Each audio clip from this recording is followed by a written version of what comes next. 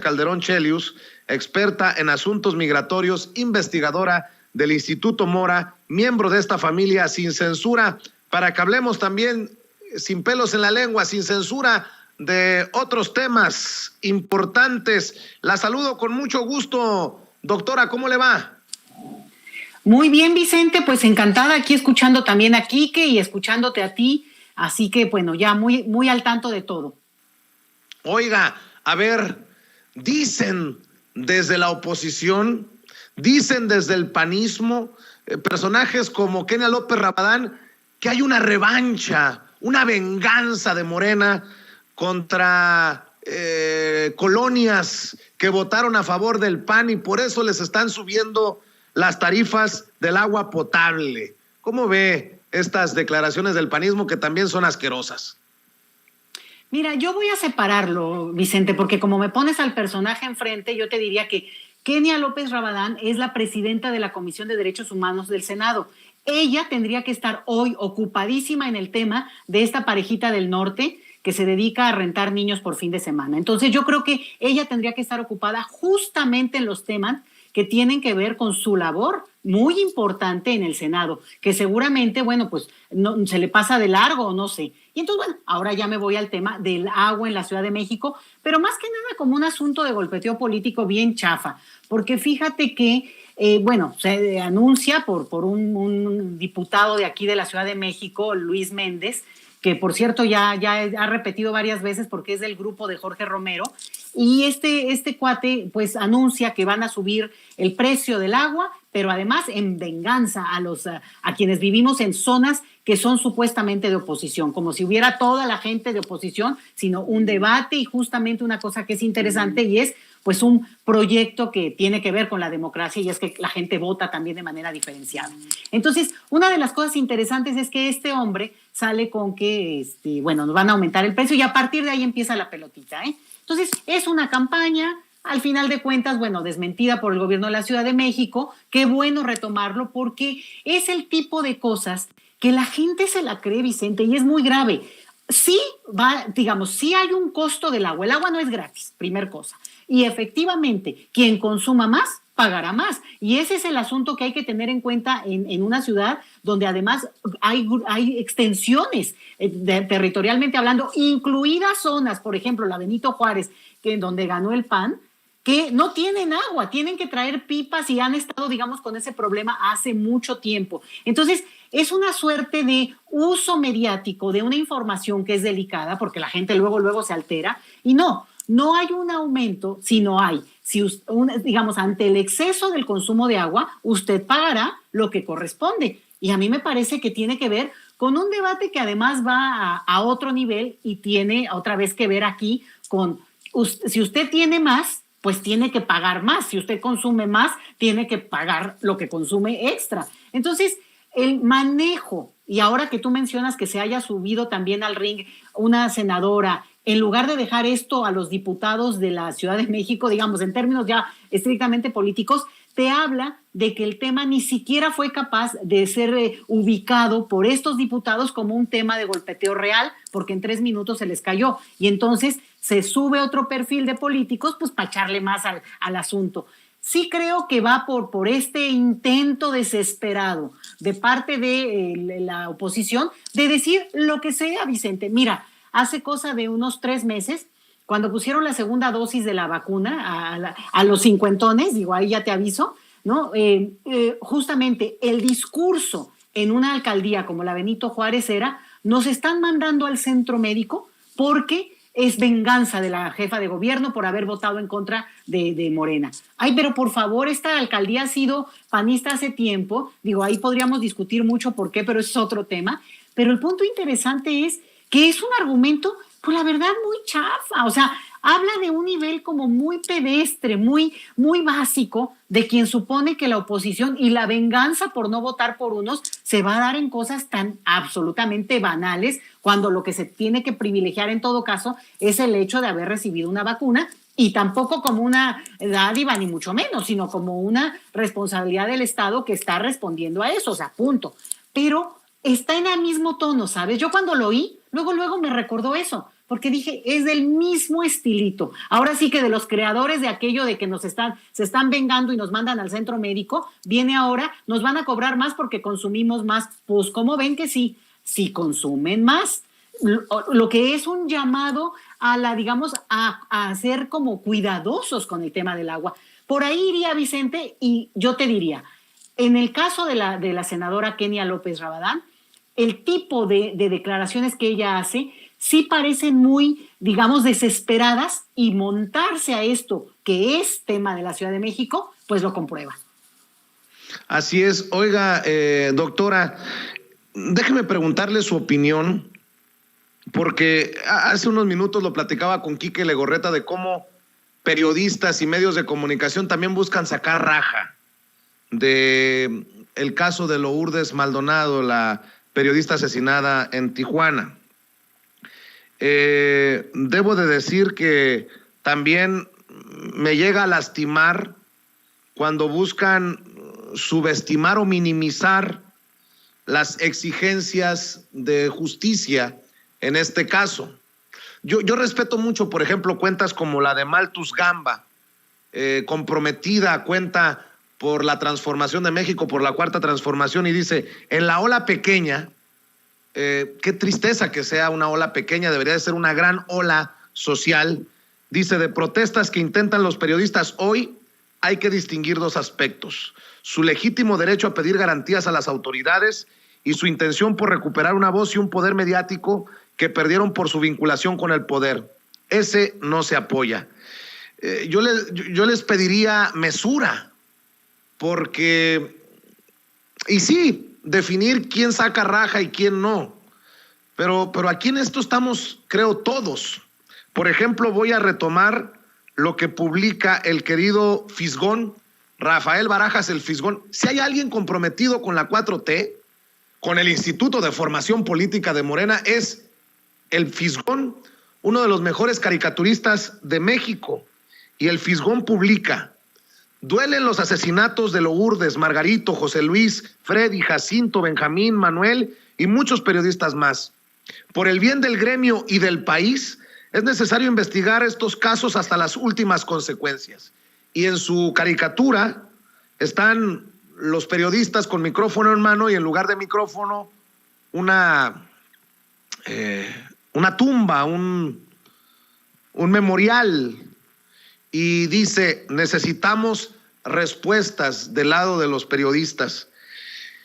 Creo que venimos arrastrando desde muchos años, desde otros sexenios, esta violencia, estos ataques, estas amenazas, estos asesinatos de periodistas, que hoy, afortunadamente, lo digo por la Cuarta Transformación, no debemos de callar más. A lo mejor en algún momento muchos nos callamos por miedo. A lo mejor algunos no denunciamos por miedo. A lo mejor algunos sufrimos en silencio por miedo, pero no más. Y yo creo que sí hay un compromiso del presidente Andrés Manuel López Obrador para no ser como los otros gobiernos, aunque las cifras dolorosamente nos muestren eso, precisamente, doctora, que es una situación que sigue lastimando. Yo lamento mucho lo que pasó, pero lo que ha estado pasando sistemáticamente en este país desde hace tanto tiempo. Y creo que con este tema de los periodistas o del gremio de comunicación, ahí entra la primer pregunta, y es: ¿de veras son un gremio?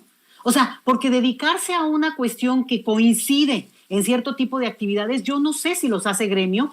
Lo mismo diría para otras actividades que a veces vemos como el gremio académico, por decirte. Y ahí la pregunta es: ¿de veras estamos haciendo lo mismo? Y solo por eso llama a la solidaridad, convoca y tendría que cerrar filas, porque lo que hemos visto los últimos 20 años, y yo lo he seguido bastante de cerca, digamos, no como estudiosa, pero sí como alguien interesada en este tema, es, bueno, el sufrimiento que han tenido quienes se dedican a la comunicación, pero sobre todo en lugares, bueno, digamos, no de los reflectores, no quienes de repente son las estrellas, pero son las estrellas porque leen las notas y porque están en el reflector televisivo, en la estrella de un canal, y eso no los hace ni periodistas, ni reporteros, ni mucho menos, ni siquiera entrevistadores de lujo, ¿eh? Yo creo que ahí este es un punto que habría que cuestionarse, porque efectivamente cuando se convoca otra vez a la solidaridad, se llama a que todo el gremio se movilice. Mira, yo te lo puedo decir,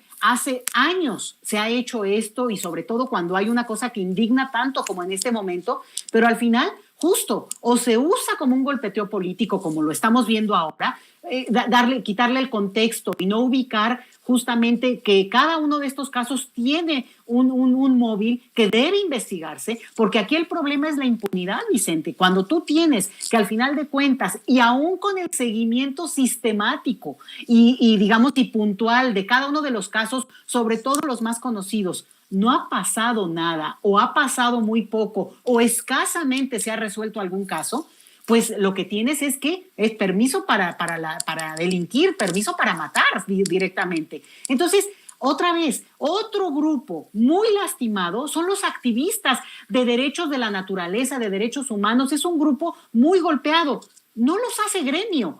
Y ahí es donde yo creo que se necesita como reforzar un discurso. Nunca hemos visto en una marcha, en una movilización, mencionaban hace rato, esta señora Lili Telles, Lili del Carmen Telles, que es una persona que fue comunicadora, daba las notas, leía del teleprompter, a veces iba a entrevistar a otras personas que seguramente le hacían las preguntas y ella simplemente las decía como merolico. El punto acá es que eso no la hace, para mí no la hace periodista, y por tanto, aquí estamos en este problema, ¿no? Que ella se monta y otra vez estamos en el mismo círculo que hemos visto otras veces. Mira, hay periodistas y bueno, tú tienes varios, incluso en el grupo que colabora con Sin Fronteras, con Sin Censura. Mira que estoy con mi otra cachucha, que es Sin Fronteras, organización en la que colaboro y participo de la manera más activa que puedo. Bueno, pero fíjate que el punto aquí es gente que sistemáticamente ha recibido amenazas y que ha decidido y ha podido exiliarse del país.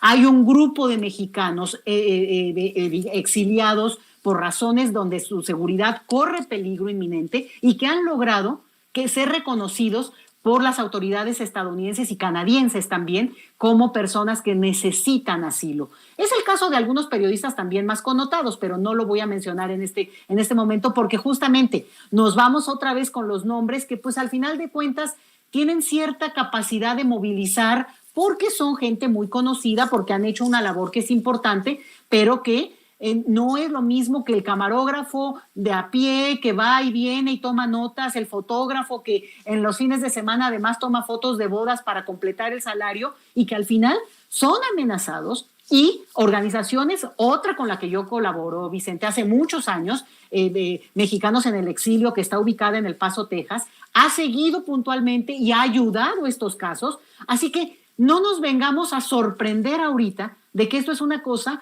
otra vez, que convoca al supuesto gremio, ¿sí? Pero gremio que al mismo tiempo y de repente se da unas patadas. Y te voy a decir un caso, y está testimoniado en la película de Berardo González, que se llama El Paso, a propósito del Paso, Texas, donde Ciro Gómez Leiva, públicamente y de manera abierta, habla mal del que era camarógrafo en Torreón, Alejandro Pacheco, porque hubo ahí una circunstancia muy, muy lamentable. Bueno, se cuenta en la película de Berardo, y el camarógrafo solicita asilo en Estados Unidos justamente para tratar de salvar su vida y la de su familia, y consigue eventualmente el asilo. Bueno, Ciro, en cámara abierta, dice que lo que este camarógrafo quiere es irse del país y, bueno, conseguir una visa más fácil para irse a Estados Unidos. O sea, banalizando la tragedia de ese personaje y esa familia. Y bueno, lo recupera la película, lo cual me da gusto para que quien quiera verla, por favor lo vea. Y entonces empecemos a cuestionarnos de qué gremio estamos hablando cuando ni siquiera esa solidaridad se pudo dar en ese momento.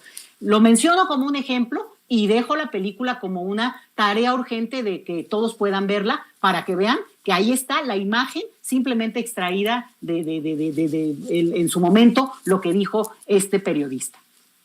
Oiga, por cierto, doctora, las cenicientas me refiero a Mariana Rodríguez Cantú, la esposa del gobernador de Nuevo León, y el mi rey Roberto Palazuelos, ¿son los rostros de la oposición?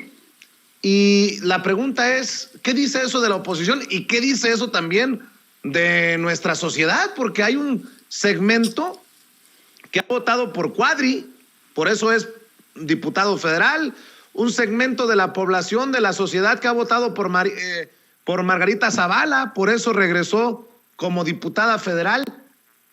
¿Cuál es su opinión acerca de esto, doctora?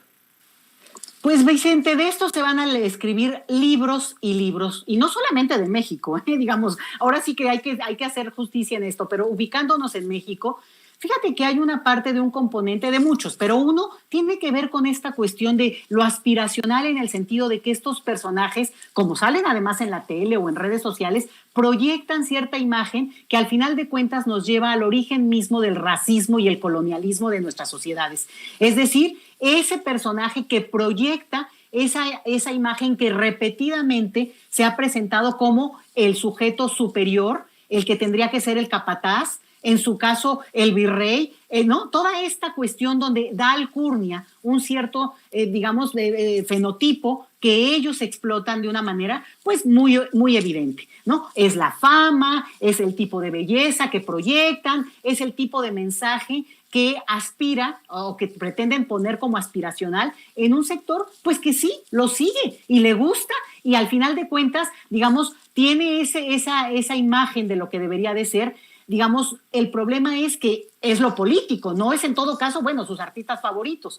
Pero el otro punto también tiene que ver con quienes los apoyan, Vicente, y no me refiero a los votantes, a quienes los apoyan desde adentro en términos de ser capaces de vender lo que sea con tal de tener en todo caso un proyecto ganador o un pretendido proyecto ganador, porque en todo caso lo que también tenemos es que vamos a ver cómo se mueven ahora sí, no solamente las fuerzas y el discurso, sino la evidencia de que en el caso de Quintana Roo, tú mencionabas a este candidato de Movimiento Ciudadano, el Palazuelos, fíjate que a mí ahí me entra la duda y el terror de pensar que son sus gente pues que yo he respetado, la verdad, Patricia Mercado, Marta Tagle, de ese partido, quienes no dicen nada, Vicente. Y fíjate, Patricia Mercado incluso, y mira que de verdad, yo siempre decía, bueno, es que Patricia Mercado se cuece aparte, no, por favor, no me la metan en el mismo, pero bueno, ahí sigue.